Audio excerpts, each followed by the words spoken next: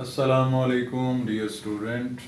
Integration जो कि second year के बच्चों के लिए चैप्टर नंबर 3 है, इसमें से अज़ीज़ बच्चों आपको 30 मार्क्स का पेपर एनुअल बोर्ड के यानी पेपर में आपको 30 मार्क्स आ रहे हैं। तो उनकी डिटेल कुछ इस तरह से है कि 4 मार्क्स के मल्टीपल चॉइस क्वेश्चंस हैं, 16 मार्क्स के आपके शॉर्ट क्वेश्चन हैं यानी कि 8 आपने अटैम्प्ट करने हैं, और एक लॉन्ग क्वेश्चन है जिसके 2 पार्ट होंगे, पार्ट ए और बी। पार्ट ए जो है वो इंशाल्लाह 3.3, 3.4 और 3.5 में से होगा, और पार्ट बी जो है वो इंशाल्लाह 3.6, 3.7 या 3.8 में से होगा। तो इन 30 मार्क्स को सिक्योर करने के लिए अज़ीज़ बच्चों आपको बेसिक फार्मूलाज ऑफ इंटीग्रेशन, जिसको आप एंटी डिफरेंशिएशन भी कहते हैं, उनको अच्छे तरीके से एप्लीकेशंस के साथ, एग्ज़ाम्पल के साथ सीखने की बड़ी ज़रूरत है। क्योंकि अज़ीज़ बच्चों अगर ये आपको बेसिक फार्मूलाज जो इंटीग्रेशन के हैं वो आ जाएंगे तो इंशाल्लाह आप सेव कर पाएंगे ये 30 नंबर जो चैप्टर नंबर 3 में से आएंगे। तो सबसे पहले बेटे बात करेंगे कि इंटीग्रेशन जो है उसकी डेफिनेशन पे बात करेंगे कि इंटीग्रेशन या anti differentiation of a function से क्या मीनिंग है। The inverse process of differentiation is called integration और एंटी डिफरेंशिएशन। यानी आसान लफ्ज़ों में बेटे हम दिए हुए फंक्शन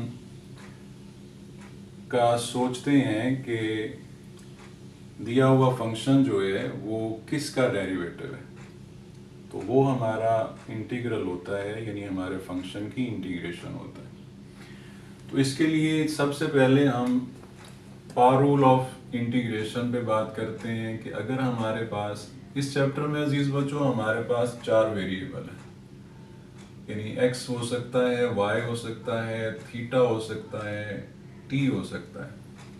अगर आप इन 4 वेरिएबल में से कोई सिंगल वेरिएबल अपनी बेस में देखें और आपका जो एक्सपोनेंट है यानी n जो है वो कोई भी रियल नंबर हो लेकिन -1 ना हो, तो उस सूरत में आपकी इंटीग्रेशन इस तरह से होगी कि आप एक्सपोनेंट में एक नंबर इंक्रीज कर देंगे, ऊपर भी और नीचे भी। उसके बाद आप c यूज़ करेंगे, कांस्टेंट ऑफ इंटीग्रेशन इसको बोलते हैं, वो ऐड करेंगे। ये c जनरलाइज इंटीग्रल वैल्यू के लिए होता है, चूँकि कांस्टेंट का डेरिवेटिव अजीज़ बच्चों 0 होता है, तो c की वैल्यू हम कुछ भी लिख सकते हैं।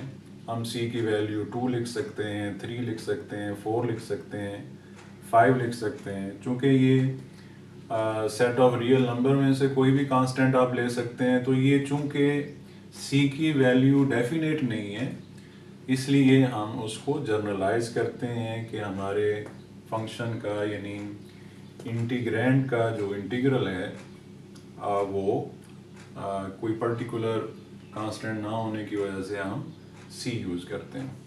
इसको मज़ीद अगर आप अच्छे तरीके से सीखना चाहें तो आप नीचे ये नोट को देखिए कि ये c हम क्यों लगाते हैं।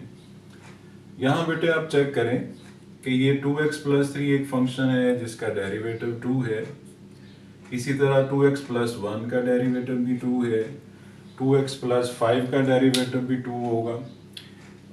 तो चूंकि बहुत सारे इन्फिनिट फंक्शंस का डेरिवेटिव जो है वो 2 है, जिनमें आप देख रहे हैं कि जो कांस्टेंट है वो चेंज हो रहा है, यहाँ 3 है, यहाँ 1 है, लेकिन जो वेरिएबल वाली टर्म है वो सेम है। तो बहुत सारे अजीज़ बच्चों फंक्शन ऐसे हो सकते हैं जिनमें वेरिएबल्स वाली टर्म्स तो सेम होंगी लेकिन कांस्टेंट जो है वो डिफ़र कर रहा होगा। लिहाजा हम इसको आंसर जब हम इंटीग्रेशन 2 की करेंगे तो हम यहाँ 2x + 3 नहीं लिखेंगे या 2x + 1 नहीं लिखेंगे, क्योंकि वो बहुत सारे फंक्शंस हैं। तो हम c की वैल्यू जो है वो जनरलाइज कर देंगे, जिसको कांस्टेंट ऑफ इंटीग्रेशन बोलते हैं या आर्बिट्रेरी कांस्टेंट बोलते हैं। तो इसका चूंकि डेरिवेटिव अजीज बच्चों जीरो होता है, इस वजह से हम उसको जर्नलाइज कर देते हैं कि ये इन्फिनिट इंटीग्रल्स हो सकते हैं। इसलिए ऐसे इंटीग्रल्स को हम इनडेफिनेट इंटीग्रल बोलते हैं जिनमें कांस्टेंट की वैल्यू पर्टिकुलर नहीं होती। इसको अगर आप एग्जांपल से सीखना चाहें तो यहाँ बेटे देखें कि मेरी जो बेस है वो सिंगल वेरिएबल x है और जो एक्सपोनेंट है वो 3 है। लिहाजा इस फार्मूले के मुताबिक, जिसको सिंपल पावर रूल कहते हैं, हम इंडेक्स के अंदर यानी एक्सपोनेंट के अंदर एक नंबर इंक्रीज कर देंगे और नीचे भी कर देंगे और कांस्टेंट ऑफ इंटीग्रेशन यूज कर देंगे। सिमिलरली बेटे इसकी जर्नल फॉर्म है कि अगर हमारा वेरिएबल जो है वो किसी फंक्शन से रिप्लेस हो जाता है, एफ ऑफ एक्स से रिप्लेस हो जाता है, तो आप यहाँ पर ये देखेंगे कि जो मेरी बेस है यानी मेरा जो फंक्शन है, क्या उसका डेरिवेटिव dx के साथ मल्टीप्लाई हो रहा है, या दूसरे लफ्ज़ों में मेरे फंक्शन का डिफरेंशियल जो है वो उसके साथ मल्टीप्लाई हो रहा है। तो अगर बेटे आपकी बेस का डेरिवेटिव dx के साथ मौजूद है तो इस सूरत में भी आप अपने एक्सपोनेंट में एक नंबर का इजाफा करेंगे, यानी आपकी इंटीग्रेशन जस्ट एक्सपोनेंट में एक नंबर ऐड करने से ऊपर और नीचे आपके फंक्शन की इंटीग्रेशन हो जाएगी। इसकी एग्जांपल बेटे देखें यहाँ कि यहाँ सिंगल देखें x नहीं है, ये x प्लस बी है। अब इसका अगर आप डेरिवेटिव गौर करें तो ये x का a बन रहा है और b कांस्टेंट है उसका 0 बन रहा है। तो टोटल फंक्शन जो हमारी बेस है f ऑफ x का डेरिवेटिव वो dx के साथ मौजूद है, या दूसरे लफ्ज़ों में ax प्लस b का डिफरेंशियल जो है वो मल्टीप्लाई हो रहा है। तो आंसर क्या होगा कि आप एक्सपोनेंट में एक नंबर का इजाफा कर देंगे, ऊपर भी और नीचे भी।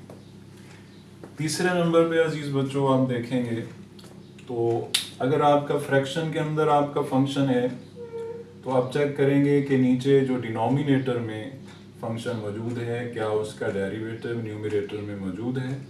अगर इस तरह की सिचुएशन है तो आप नीचे वाले फंक्शन का नेचुरल लॉग ले लेंगे तो आपकी इंटीग्रेशन हो जाएगी। जिसकी एग्जांपल बेटे यहाँ आप देख सकते हैं कि यहाँ डिनोमिनेटर में x है और उसका डेरिवेटिव 1 ऊपर मौजूद है। तो इस फार्मूले के मुताबिक नीचे जो फंक्शन है वो x है, तो उसका नेचुरल लॉग यानी एब्सोल्यूट वैल्यू आप x की लिखेंगे। Natural log of absolute value of x, ये आप यूज करेंगे। नंबर 4 पर अजीज बच्चों आप देखें तो फंक्शन के साथ कोई कांस्टेंट आप ले लें, कांस्टेंट k है, c है, कोई भी कांस्टेंट हो सकता है। तो रूल ये है कि आप इंटीग्रेशन जो है या इंटीग्रल जो है वो फंक्शन का लेंगे, जो कांस्टेंट है वो इंटीग्रल का मल्टीपल बनेगा। जैसे कि आप यहाँ एग्जांपल में देख सकते हैं कि यहाँ आपका जो कांस्टेंट है वो a है, तो a मल्टीपल बनेगा, इंटीग्रेशन जो है वो x की होगी। तो ये रूल नंबर 1 के मुताबिक चूंकि हमारी बेस जो है वो सिंगल वेरिएबल x है और यहाँ जो एक्सपोनेंट है वो कोई भी नहीं है तो 1 है, और यानी वो -1 नहीं है, -1 नहीं होना चाहिए। तो उस रूल के मुताबिक आप इंडेक्स के अंदर यानी एक्सपोनेंट के अंदर 1 में एक नंबर का इजाफा करेंगे, ऊपर भी और नीचे भी, तो ये आपकी इंटीग्रेशन हो जाएगी। इसी तरह बेटे कांस्टेंट का डेरिवेटिव 0 होता है, लेकिन कांस्टेंट की इंटीग्रेशन जो है वो कांस्टेंट इनटू वेरिएबल होती है।